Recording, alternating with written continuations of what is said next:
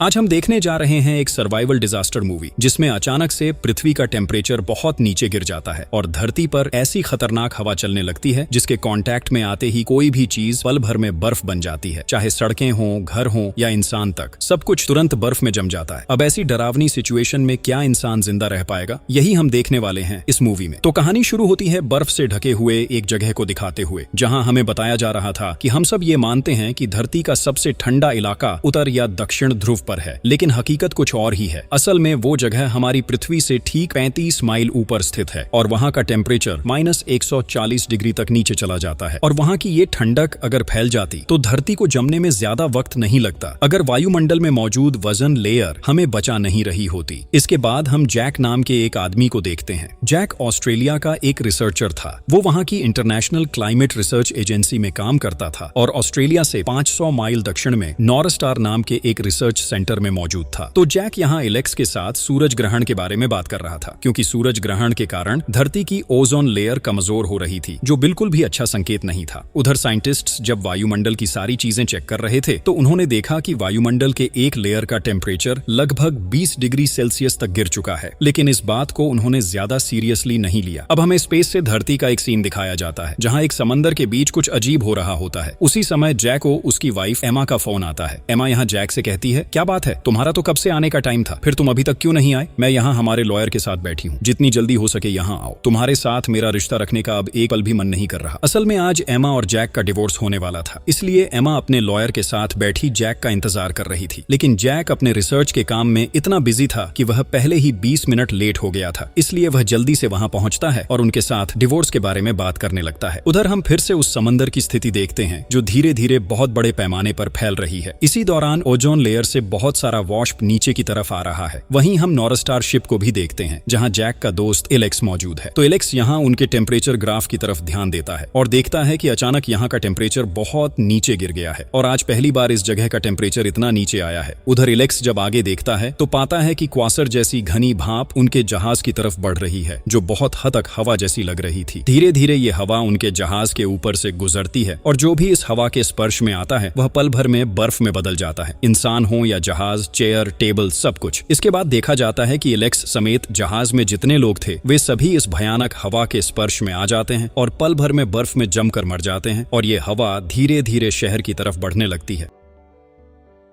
उधर हम जैक और एमा को देखते हैं। जैक यहाँ एमा को समझाने की कोशिश कर रहा था ताकि एमा उसे डिवोर्स न दे। असल में एमा और जैक अब भी एक दूसरे से बहुत प्यार करते हैं, लेकिन जैक हमेशा अपने रिसर्च के काम में इतना बिजी रहता है कि वह अपने परिवार को ज्यादा समय नहीं दे पाता और इस बात को एमा कई सालों से सहती आई थी, इसलिए अब वह जैक के साथ रहना नहीं चाहती थी। लेकिन जैक यहाँ उससे कहता है, मैं मानता हूँ मेरी गलती हुई है, लेकिन अपनी जिम्मेदारियां तो मुझे निभानी ही पड़ेंगी, है ना? अब मैं तुम्हें वादा करता हूँ कि मैं हमारे बीच की सारी चीजें ठीक कर दूंगा, तुम प्लीज मुझे छोड़कर मत जाना, मैं तुम्हें बहुत प्यार करता हूँ एमा। उधर हम नाओमी नाम की एक लड़की को देखते हैं। नाओमी जैक और एमा की बेटी थी और आज उसका 16वां जन्मदिन था, लेकिन उसके पिता जैक यह बात बिल्कुल भूल गए थे, इसलिए नाओमी अपने पिता पर बहुत गुस्से में थी। असल में जैक की जिंदगी अब किसी भी मामले में ठीक नहीं जा रही थी। एक तरफ उसकी वाइफ गुस्से में है और दूसरी तरफ उसकी बेटी। फिर भी जैक हर स्थिति को संभालने की कोशिश कर रहा था। अगले दिन सुबह जैक को एक इमरजेंसी कॉल आती है और उसे पता चलता है कि कल नॉर्थ स्टार शिप पर जितने लोग थे यानी एलेक्स समेत सभी मर गए हैं। यह सुनकर जैक बिल्कुल हक्का बक्का रह जाता है, क्योंकि कल ही तो उसने एलेक्स से बात की थी, तो ऐसा हादसा कैसे हो गया। इसलिए जैक इस मामले की जांच करने के लिए अपने कोवर्कर जो के साथ उस जगह पहुंचता है और वहां जाकर वे देखते हैं कि वह शिप बीच के पास तैर रही है। जैक तब अपने कोवर्कर जो के साथ वहां दौड़ता है और वे शिप की हालत देखकर पूरी तरह हैरान हो जाते हैं। वे देखते हैं कि शिप से एक एक शव उतारे जा रहे हैं और रेस्क्यू ऑफिसर ब्रांड उन्हें बताते हैं कि उन्होंने शिप से लगभग 15 शव पाए हैं, लेकिन ये सब कैसे मरे ये कोई नहीं बता पा रहा। हालांकि शवों को देखकर यह अंदाजा लगाया जा सकता था कि उनके शरीर की लगभग सभी कोशिकाएं डैमेज हो चुकी हैं और पोस्टमार्टम रिपोर्ट आने के बाद ही पता चलेगा कि उनके साथ वास्तव में क्या हुआ। अब जैक यहाँ ब्रांड से कहता है कि वे शिप के अंदर जाना चाहते हैं और थोड़ी जांच करना चाहते हैं, क्योंकि अंदर शायद कुछ ऐसा हो जो यह समझने में मदद करे कि शिप के साथ असल में क्या हुआ था। अब जैक, जोई और ब्रांड ये तीनों मिलकर शिप के अंदर जाते हैं। अंदर पहुंचते ही वे देखते हैं कि यहाँ सब कुछ गीला और बहुत ठंडा है और फ्लोर पूरी तरह जमी हुई है। इसके बाद जैक वहाँ वहां से अपने लीडर वॉल्टर को फोन करता है और उसे यहाँ की पूरी स्थिति के बारे में बताता है। इतनी अजीब घटना सुनकर वॉल्टर बहुत हैरान हो जाता है, क्योंकि अचानक इतने सारे लोग कैसे मर सकते हैं। वह पहले सोचता है कि शायद जहाज पानी में डूब गया, लेकिन अगर जहाज डूब गया तो फिर उसे किसने बाहर निकाला। जैक तब कहता है, नहीं, जहाज डूबा नहीं, लेकिन कुछ तो हुआ है। वॉल्टर यहाँ बहुत चिंतित था कि अगर मौत का कारण पता न चले तो मरने वालों के परिवार को क्या बताया जाएगा। इसलिए जैक उसे कहता है, आप चिंता मत कीजिए, पोस्टमार्टम रिपोर्ट आने के बाद पता चल जाएगा कि मौत का असली कारण क्या था। इसके बाद वॉल्टर जैक से कहता है कि जैक अब एलेक्स का लॉकबुक खोले और देखे, वहां शायद कोई जानकारी मिल सके। जैक उसे बताता है कि उन्होंने पहले ही लॉकबुक खोल लिया है और वहां एलेक्स का एक हार्ड ड्राइव भी मिला है, लेकिन हार्ड ड्राइव इतनी गीली हो गई थी कि उन्हें यकीन नहीं था कि यह सही से काम करेगा या नहीं। फिर भी वे हार्ड ड्राइव को चेक करना शुरू करते हैं और इसी हार्ड ड्राइव के जरिए उन्हें पता चलता है कि पृथ्वी के वायुमंडल की वजन लेयर में एक दरार थी, लेकिन चूंकि हार्ड ड्राइव पूरी तरह पानी में भीग गई थी, इसलिए इससे ज्यादा कुछ भी पता नहीं चल पाया। इस बीच इस पूरी घटना से जो बहुत टूट गया है, वह यहाँ रोते हुए कहता है कि 2 दिन पहले उसने एलेक्स से बात की थी और आज एलेक्स हमारे बीच नहीं है। वह इसे यकीन ही नहीं कर पा रहा। वे वापस अपने हेडक्वार्टर लौटते हैं, लेकिन अपने साथ लॉकबुक ले आए थे, इसलिए वे लॉकबुक को जांचने की कोशिश करते हैं। यहाँ देखा जाता है कि अधिकांश डेटा नष्ट हो चुका है और केवल एक ही फाइल बची हुई है। इसके बाद जब फाइल को खोला जाता है तो उसका कुछ हिस्सा दिखाई देता है और फिर तुरंत गायब हो जाता है। तो जैक इस फाइल में वजन लेयर जैसी कुछ चीजें देख पाता है। अब इसे और अच्छे से समझने के लिए वह इस फाइल को किसी दूसरे डिवाइस पर भेजने की कोशिश करता है और ठीक इसी समय उसे फॉरेंसिक डिपार्टमेंट से एक कॉल आता है। असल में यह कॉल उसकी वाइफ एमा ने की थी। एमा पेशे से एक डॉक्टर है और फॉरेंसिक डिपार्टमेंट में काम करती है। तो एमा यहाँ जैक से जल्दी हॉस्पिटल आने के लिए कहती है, क्योंकि उसने एलेक्स का पोस्टमार्टम किया है और उसे जैक को कुछ दिखाना है। इसके चलते जैक तुरंत वहां चला जाता है। अब हम सिडनी में स्थित इमरजेंसी रिस्पांस सेंटर का सीन देखते हैं। यहाँ मौजूद साइंटिस्ट्स को भी लगता है कि वजन लेयर में कुछ गड़बड़ हुआ है, लेकिन जब वे साउथ का मौसम चेक करते हैं तो पाते हैं कि वहाँ सब कुछ ठीक ठाक है। इसलिए वे सोचते हैं कि यह शायद किसी अस्थायी मौसम परिवर्तन की वजह से हुआ होगा और यह अपने आप ठीक हो जाएगा। इसलिए वे इसे ज्यादा महत्व नहीं देते और अपने अन्य कामों में लग जाते हैं, लेकिन यह उनका सबसे बड़ा गलती साबित होती है। उधर हम एमा के ऑफिस में एमा और जैक को देखते हैं। एमा यहाँ जैक से कहती है कि उसने जैक के कोवर्कर्स की मौत का कारण जान लिया है। असल में वे सभी एक बर्फ के क्रिस्टल फॉटर के कारण मरे थे और इस बर्फ के क्रिस्टल को ही उस हवा के रूप में जाना जाता है जो पल भर में सब कुछ जमा कर रख देती है। तो ये सुनकर जैक पूरी तरह हैरान हो जाता है, क्योंकि शिप के अंदर बर्फ के क्रिस्टल कहां से आए। अब एमा उसे कुछ अजीब दिखाना चाहती है। वह जैक को मृतकों की कोशिकाओं की एक तस्वीर दिखाती है। ये कोशिकाएं उस तापमान पर जम चुकी थीं जो -80 डिग्री से भी नीचे था और यह इतनी ठंडी थी कि उनके साथ क्या हो रहा है ये समझने से पहले ही वे सभी मर गए थे। इसके बाद जैक पूछता है कि क्या एमा उसे उनकी मौत का सही समय बता सकती है। एमा कहती है कि संभवतः वे शुक्रवार को मरे थे, यानी आज से लगभग 72 घंटे पहले। और ठीक उसी समय जैक को जो का फोन आता है। वह बताता है कि नेशनल फोरकास्ट से भी कोऑर्डिनेशन भेजा गया है ताकि वे जितनी जल्दी हो सके इस घटना की सारी डिटेल्स उन्हें सौंप सकें। इसके बाद जैक उसे बताता है कि जो कुछ भी उन्हें मिला है, यानी वह हार्ड ड्राइव, उसके साथ कोऑर्डिनेशन मिलाकर देखें। थोड़ी ही देर बाद जैक को उनके लीडर वॉल्टर का फोन आता है। वह उससे पूछता है कि क्या इस घटना के बारे में कोई नया अपडेट है। जैक तब वॉल्टर को पोस्टमार्टम के सभी रिपोर्ट्स के बारे में बताता है, यहाँ तक कि वह उसे बताता है कि बर्फ के क्रिस्टल की वजह से उनकी मौत हुई। असल में सूरज ग्रहण के कारण वजन लेयर में एक बहुत बड़ी समस्या पैदा हो गई थी। पृथ्वी की मेसोस्फीयर अचानक टूट गई, जिसके कारण वजन लेयर नीचे आकर इस दुर्घटना का कारण बनी। अब वॉल्टर जानना चाहता है कि तापमान कितना था। जैक बताता है कि वजन लेयर का तापमान लगभग -140 डिग्री सेल्सियस होता है और नीचे आते आते यह तापमान आधा हो जाता है। लेकिन उस आधे तापमान में इतनी ठंडक होती है कि वह पल भर में सब कुछ जमा कर रख सकती है, जिसके कारण इंसान भी तुरंत पूरी तरह जमकर मर जाते हैं। लेकिन वॉल्टर कहता है कि अभी तक इन सब बातों का कोई ठोस सबूत नहीं मिला है, जो तब कहता है कि नेशनल वेदर फोरकास्ट के साथ उनकी धारणा बिल्कुल मैच कर रही है। अब सिर्फ यही बचा है कि इसे टेस्ट करके प्रूव किया जाए। लेकिन वॉल्टर कहता है कि बिना किसी ठोस सबूत के अभी आम लोगों को कुछ बताना ठीक नहीं, इससे भारी कंफ्यूजन फैल सकती है, इसलिए पहले इसका सबूत निकालो। फिर वॉल्टर जैक से कहता है कि जैक जल्दी से शिप से मिले डाटा को एक्सट्रैक्ट करे और इस बारे में और इन्फॉर्मेशन जुटाने के लिए एक इन्वेस्टिगेशन समिति बनाओ। जैक यहाँ बताता है कि उनके ऊपर बहुत बड़ा खतरा आने वाला है, इसलिए वजन लेयर की निगरानी के लिए उन्हें मिलिट्री सैटेलाइट का यूज करना होगा।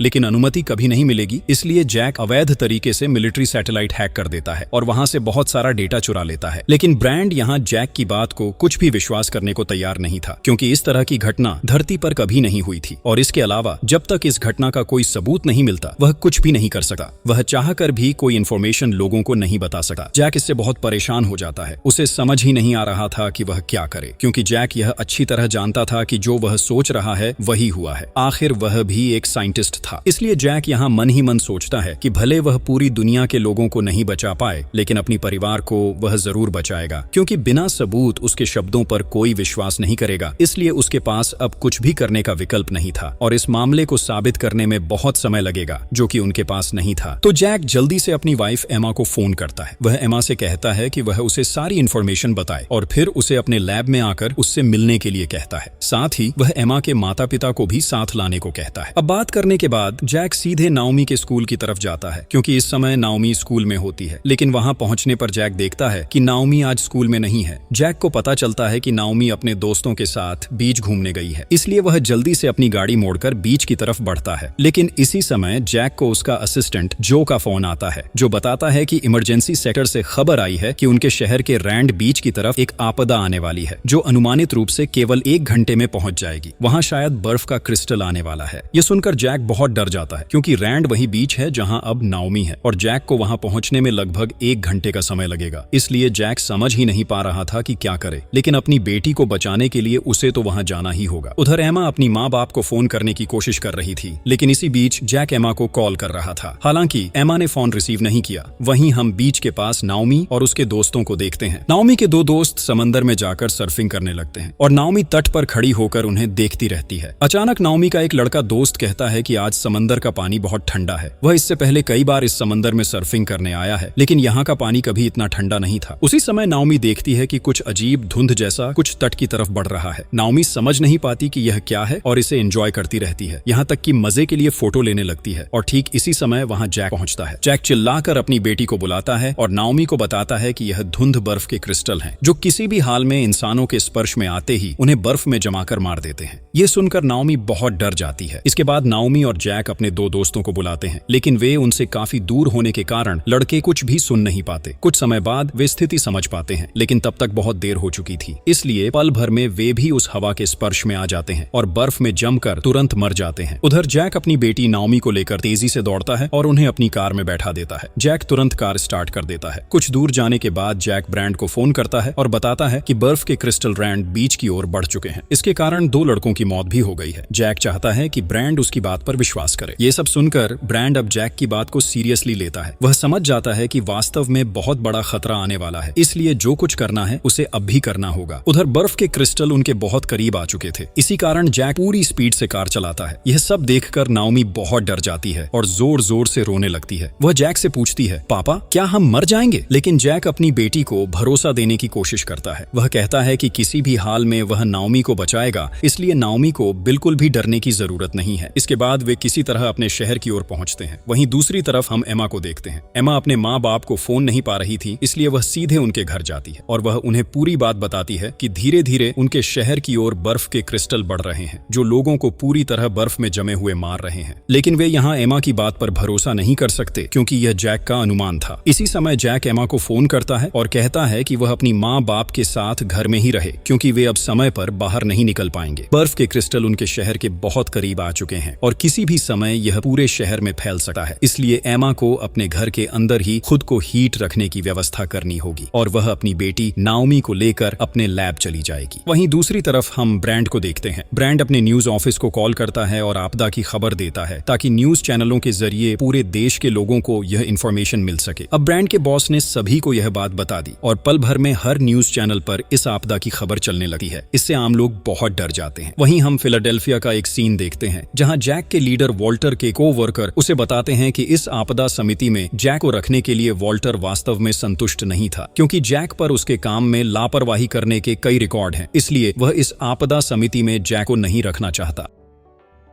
उधर हम जैक के को-वर्कर जो को देखते हैं, जो ने लॉगबुक में मौजूद वजन लेयर की इन्फॉर्मेशन निकाल ली है। ये जानकर जैक जो से कहता है कि जो इन सभी इन्फॉर्मेशन को वॉल्टर तक भेज दो। वहीं दूसरी तरफ पूरे शहर में हड़कंप मच गया है। हर कोई आपदा से निपटने की तैयारी कर रहा है। हर कोई अपनी अपनी जगह से खुद को गर्म रखने के लिए कोशिशें शुरू कर चुका है। धीरे धीरे बर्फ के क्रिस्टल शहर की तरफ बढ़ते हैं और फिर यह इतनी तेजी से चारों तरफ फैलने लगता है कि पल भर में अलग अलग जगहों पर लोग जमकर मरने लगते हैं। कोई भी इंसान अपने आप को हटाने का समय नहीं पा रहा रहा था। घर, सड़क, शॉपिंग मॉल, यहाँ तक कि विभिन्न बार भी पूरी तरह बर्फ में जम जाते हैं और घर के अंदर मौजूद लोग भी जम जाते हैं। उधर एमा अपने घर में अपने माता पिता के साथ टीवी देख रही थी। हर न्यूज चैनल पर बर्फ के क्रिस्टल के बारे में बात की जा रही थी। यहाँ तक कि दिखाया जा रहा था कि कितने लोग इस बर्फ के क्रिस्टल के कारण मर चुके हैं। ये सारी न्यूज देखकर एमा के माता पिता समझ जाते हैं कि जैक ने वास्तव में उन्हें कितनी बड़ी सच्चाई बताई थी। खबरों में वे यह भी देखते हैं कि उनके शहर के कई हिस्सों में तबाही मची हुई है। कुछ शहर इस तरह जमे हुए हैं कि बर्फ के क्रिस्टल के गुजरने के बाद भी वहां कोई रिपोर्टर पहुंच नहीं पा रहा। वहीं जैक और नाओमी अब भी अपनी कार में थे। जैक वास्तव में अपनी बेटी को लेकर अपने लैब की तरफ जा रहा था, लेकिन तब तक बर्फ के क्रिस्टल उनके पीछे पीछे आ चुके थे। जैक तेजी से कार चलाकर किसी तरह अपनी कार लैब के सामने पहुंचाता है। लैब के अंदर भी जो अकेले था। जैक और नाओमी को देखकर वह राहत की सांस लेता है। जैक अपनी बेटी को लेकर सीधे लैब के अंदर चला जाता है, लेकिन उसी समय वहां की बिजली चली जाती है, क्योंकि इस लैब का जनरेटर खास तौर पर बनाया गया है जो मौसम के अनुसार खुद को एडजस्ट कर सकता है। अब जो देखता है कि इस बर्फ का तापमान लगभग -90 डिग्री सेल्सियस है। यह देखकर वह पूरी तरह हैरान रह जाता है और नाओमी भी इस बात को विश्वास नहीं कर पा रही थी। जैक फिर से एमा से संपर्क करता है और गलती से भी उन्हें घर से बाहर निकलने से मना करता है। नाओमी यहाँ अपनी माँ से बात करती है और कहती है कि उसे बहुत डर लग रहा है और सबसे ज्यादा डर इस बात से है कि क्या वह अपनी माँ को फिर कभी देख पाएगी या नहीं। लेकिन एमा अपनी बेटी को हिम्मत देने की कोशिश करती है। वह उसे कहती है कि बिल्कुल भी डरने की जरूरत नहीं है, क्योंकि उसके पापा किसी भी हाल में उसे बचाएंगे। ठीक इसी समय फोन का नेटवर्क चला जाता है और फोन कट जाता है। वहीं दूसरी ओर बर्फ के क्रिस्टल एमा के घर के पास आ जाते हैं और ठीक इसी समय किसी ने उनके घर की घंटी बजाई। असल में बर्फ के क्रिस्टल से बचने के लिए कोई उनके घर में अंदर आने चाहता था। एमा तुरंत दरवाजा खोलती है और लड़की को किसी तरह अपने घर की अंदर ले आती है। एमा देखती है कि लड़की पूरी तरह ठंड लगने के कगार पर है, क्योंकि बाहर का तापमान पहले ही बहुत कम हो चुका था। लेकिन लड़की एमा से पूछती रहती है कि उसके माँ बाप और भाई कहाँ हैं। असल में हाइपोथर्मिया के कारण उसका दिमाग सही से काम नहीं कर रहा था। लेकिन एमा उसे बताती है कि वह यहाँ अकेली आई है, उसके साथ कोई और नहीं आया। यह सुनकर लड़की पूरी तरह टूट जाती है, क्योंकि वह समझ ही नहीं पा रही थी कि उसके माँ बाप और भाई शायद बाहर ही मर गए हैं। तब एमा उसे सांत्वना देती है और कहती है, तुम ऐसा क्यों सोच रही हो कि वे मर गए? ऐसा भी हो सकता है कि किसी ने उन्हें बचा लिया हो। अब एमा और उसका परिवार लड़की को गर्म रखने की व्यवस्था करते हैं। एमा के पिता यहाँ निराशा के साथ कहते हैं कि अगर वे इस बात पर पहले ही विश्वास कर लेते तो आज उनकी यह स्थिति नहीं होती। वहीं दूसरी तरफ हम ब्रैंड को देखते हैं। ब्रैंड अपने बॉस से संपर्क करता है और बताता है कि वह अब एक आश्रय केंद्र में है, जहां उसके साथ और 300 लोग मौजूद हैं। जब ब्रैंड के बॉस उससे मृतकों की संख्या पूछते हैं तो ब्रैंड बताता है कि अब तक बहुत से लोग मर चुके हैं और समय के साथ मृतकों की संख्या लगातार बढ़ती जा रही है। धीरे धीरे रात हो जाती है। नाओमी अपने पापा से पूछती है कि यह सब और कितने समय तक चलेगा, लेकिन जैक नाओमी को बताता है कि जब तक वजन लेयर को बंद नहीं किया जाता तब तक कुछ भी ठीक नहीं होगा। इसके बाद यह पता चलता है कि जैक के पास वजन लेयर बंद करने की एक योजना है, लेकिन इस योजना में सफल होने के लिए उसे अपने लीडर वॉल्टर की मदद की जरूरत है। इसलिए जैक वॉल्टर से मदद प्लान करता है, लेकिन वॉल्टर उसे कहता है कि अब इन सब चीजों को करने की कोई जरूरत नहीं है, क्योंकि उन्होंने पहले ही वजन लेयर बंद करने का काम शुरू कर दिया है।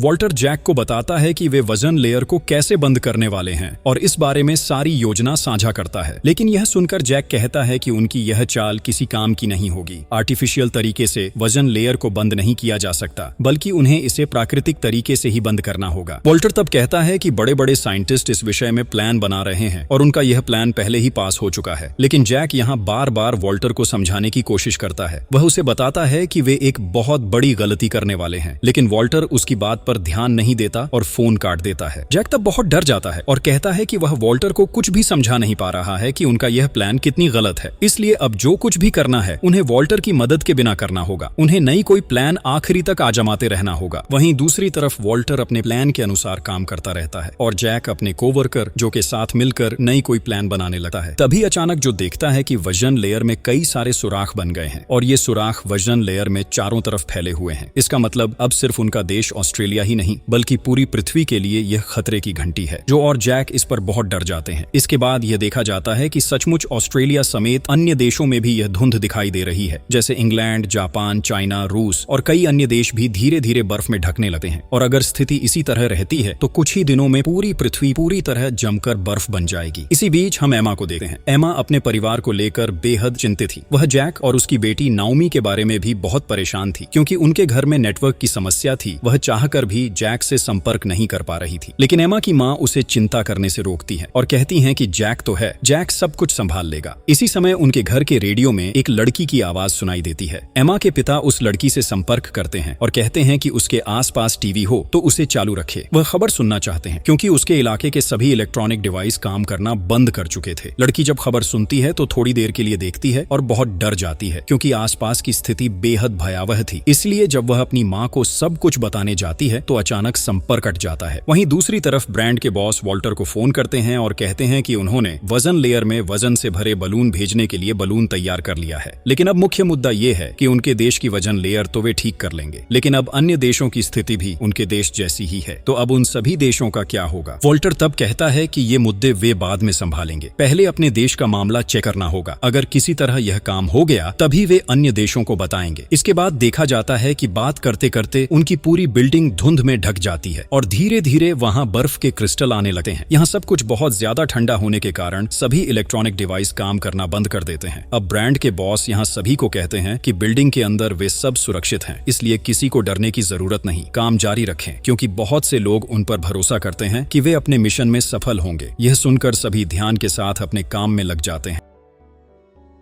इसी बीच वॉल्टर की कोवर्कर औरत कहती है कि उसे अब भी लगता है कि इस मिशन को पूरा करने के लिए जैक को बुलाना चाहिए, लेकिन वॉल्टर कहता है कि जैक की कोई जरूरत नहीं है, वह खुद इस मिशन की सारी जिम्मेदारी निभा रहा है और जैक की किसी मदद के बिना उन्होंने 80% काम सफलतापूर्वक पूरा कर लिया है। औरत तब कहती है कि अगर किसी कारण से उनका यह प्लान काम नहीं करता तो नई प्लान के लिए जैक की जरूरत पड़ेगी, क्योंकि जैक शुरू से ही इस मुद्दे को समझ चुका था और उसके पास निश्चित रूप से कोई नई प्लान होगी। लेकिन फिर भी वॉल्टर जैक को बुलाना नहीं चाहता। इसी बीच ब्रांड के बॉस का एक आदमी बलून लॉन्च करने की जगह पर जाता है और अपना मुख्य काम शुरू कर देता है। दरअसल वे इस बलून के गैस के माध्यम से वजन लेयर का वजन बढ़ाना चाहते थे। इसी बीच ब्रांड के ऑफिस से खबर आती है कि अब मात्र 40 मिनट के भीतर बर्फ के क्रिस्टल पहुंचने वाले हैं, लेकिन वजन लेयर के पास जाकर बलून पर काम करने के लिए उन्हें लगभग 1 घंटे का समय चाहिए और अब उनके पास वह समय भी नहीं है। इसलिए ब्रांड के बॉस उन्हें जल्दी काम करने के लिए कहते हैं। इसी बीच वजन लेयर में बलून भेजने के लिए एयरफोर्स के प्लेन और नेवी के जहाज तैयार किए गए थे। उनमें से कई बर्फ के क्रिस्टल के प्रभाव में आ जाते हैं। सामान्य प्लेन और जहाज भी इस हादसे में गिर जाते हैं और इस पूरी स्थिति को देखकर वॉल्टर उस कोवर्कर औरत के टैब में छिपा फोन से जैक को कॉल करता है। वह जैक को सारी घटना विस्तार से बताता है। इसके बाद वह जैक को एक मिलिट्री सैटेलाइट से जोड़ देता है और कहता है कि वह जितना हो सके अपनी प्लान के अनुसार काम करे। और उस समय जैक को वॉल्टर की मदद की जरूरत थी क्योंकि वह मिलिट्री सैटेलाइट से जुड़ना चाहता था। इसी बीच जब वजन लेयर में बलून सही ऊंचाई पर पहुंचते हैं तो ऊपर मिसाइल भेजी जाती है, क्योंकि ये मिसाइल ऊपर पहुंचने के बाद विस्फोटित की जाएंगी, जिससे वहां मौजूद सभी बलून फट जाएंगे और गैस चारों ओर फैल जाएगी। इससे वजन लेयर की घनता बढ़ेगी और उसमें मौजूद छेद बंद हो जाएंगे। मिसाइल भेजे जाने के बाद सभी बड़े उत्साह से स्थिति देखने के लिए बैठे रहते हैं। जैक भी यह देखने के लिए इंतजार कर रहा था कि उनकी यह प्लान सफल होगी या नहीं। अब देखा गया कि वजन लेयर में बलून फोड़ने के बाद मैग्नीशियम चारों तरफ फैल गया। इस बीच नाओमी अपनी माँ के लिए बहुत चिंतित हो गई और रोने लगती है। उसे ऐसा लगने लगता है कि उसके पापा ने अपनी माँ के बारे में बिल्कुल नहीं सोचा। वो हमेशा की तरह अपने काम में ही बिजी रहते हैं। नाओमी जब इस बात की शिकायत करती है तो जैक उसे समझाते हैं कि वो पूरे प्लेनेट को बचाने के लिए काम कर रहा है, वरना उसकी मम्मी समेत सब मर जाएंगे। एक साइंटिस्ट के नाते उसे सबका ध्यान रखना चाहिए। नाओमी कहती है कि उसे नहीं लगता कि कोई भी बचेगा, ये बर्फ के क्रिस्टल सबको मार देंगे। पर जैक उसे भरोसा देते हुए कहते हैं, तुम चिंता मत करो, हम सब बचेंगे, मैं किसी तरह से व्यवस्था करूंगा, तुम्हारी मम्मी को कुछ होने नहीं दूंगा। अब देखा गया कि जो बलून ऊपर भेजे गए थे वे किसी भी काम नहीं आए, लेकिन यह सब जैक की झूठी सांत्वना थी। वास्तव में वे बलून कोई असर नहीं कर पाए और वजन लेयर की स्थिति बिल्कुल वैसे ही बनी रही। वॉल्टर की सारी योजना असफल हो गई और वह हार मान लेता है। नाओमी यह सब देखकर कहती है कि अब सभी को अपने पापा पर भरोसा करना चाहिए। उसके पापा के पास एक प्लान है, हालांकि वह पूरी तरह से सुनिश्चित नहीं है कि यह प्लान काम करेगा या नहीं, फिर भी वह इसे एक बार आजमाना चाहता है। इसके बाद जैक को उसकी प्लान के अनुसार काम करने की अनुमति दी जाती है। तुरंत ही जैक वॉल्टर से संपर्क करता है और कहता है कि उसके पास अमोनियम नाइट्रेट से भरी एक रॉकेट भेजने के लिए कहा जाए। अमोनियम नाइट्रेट अब एकमात्र माध्यम है जो प्राकृतिक रूप से मेसोस्फीयर को मुरम्मत करेगा और वजन लेयर में फैले हुए सुराख बंद हो जाएंगे। इससे पृथ्वी पर भी बर्फ के क्रिस्टल का आना बंद हो जाएगा। वॉल्टर तब कहता है कि वह सभी चीजों का इंतजाम कर देगा। वह जैक से माफी भी मांगता है और कहता है कि जैक को शुरू से ही उनकी टीम में होना चाहिए था, लेकिन उसकी गैर मौजूदगी के कारण इतना बड़ा गलती हुई।